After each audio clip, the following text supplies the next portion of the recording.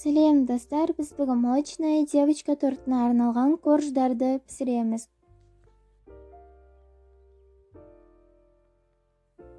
Ең алдымен ыдысымызға бөлме температурасындағы сары майды саламыз.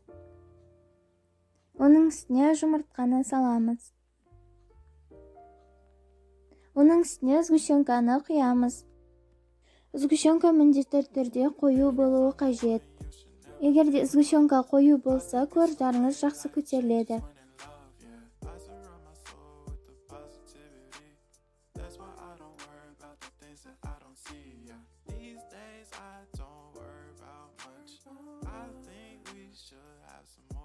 Онды 2-ге немесе 3 бөлікке бөліп саламыз.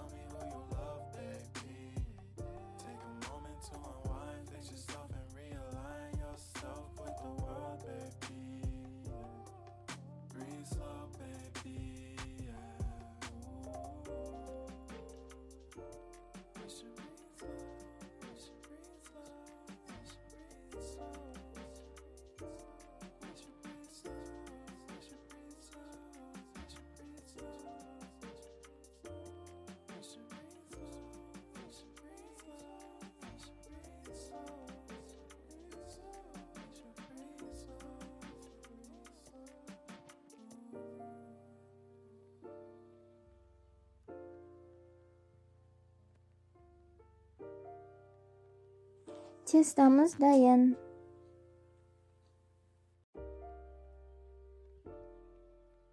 Пергаментный бумаганы алып, дәл видеода көріп тұрғандарыңыздай істеп алыңыздар. Немесе форманы қойып, сызып алуға да болады. Дәл осындай формада бізге 6 қағаз қажет болады. Әр қағазға 5-6 ас қасықтан салып, жақсылап тегістеп жағып шығамыз.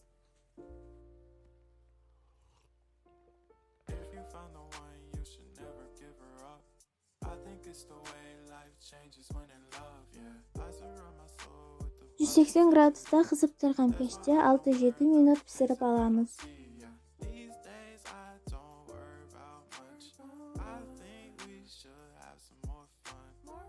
Корждарымыз осындай болып пісуі қажет. Жақсылап суытамыз.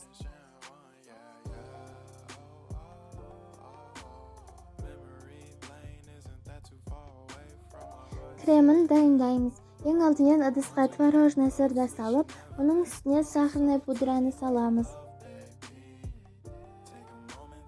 Миксермен жақсылап араластырамыз.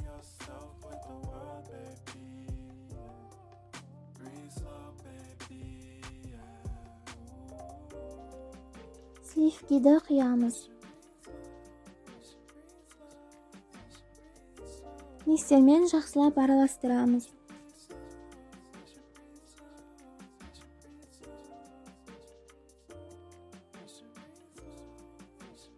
Крем осындай болып шығуы қажет. Корждарға пропитка жасап шығамыз. Мен пропитканы сумен сгущенканы араластырып жасадым.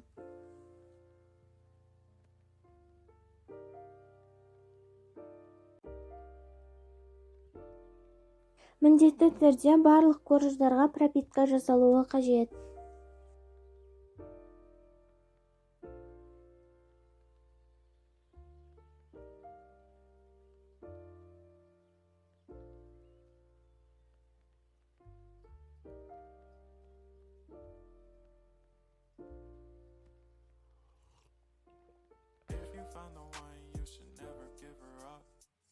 It's the way life changes when in love, yeah. I surround my soul with the positivity.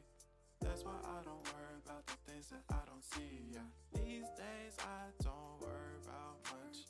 I think we should have some more fun. I still dream about the days when we were young.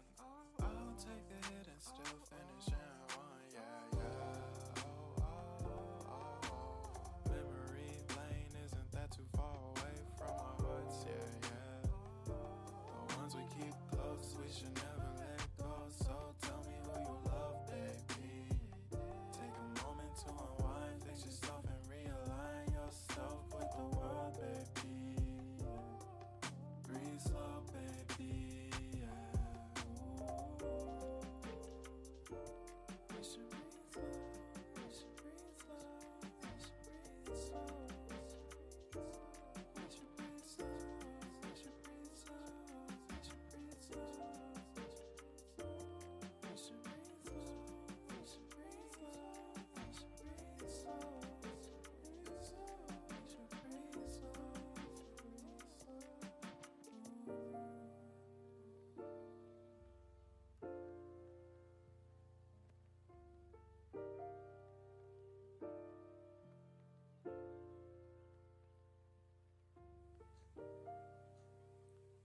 Артылған кремді осылай бетіне жағып шығамыз.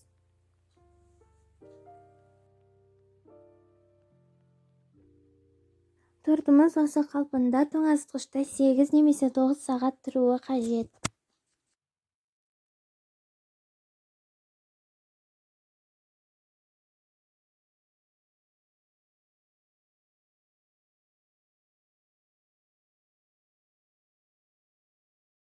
Мен торттың сыртын крем-чизбен қаптадым. Крем-чиздің рецебін каналымнан көре аласыздар. Әсемделуі өз қалауларыңызша. Дайындап көріңіздер.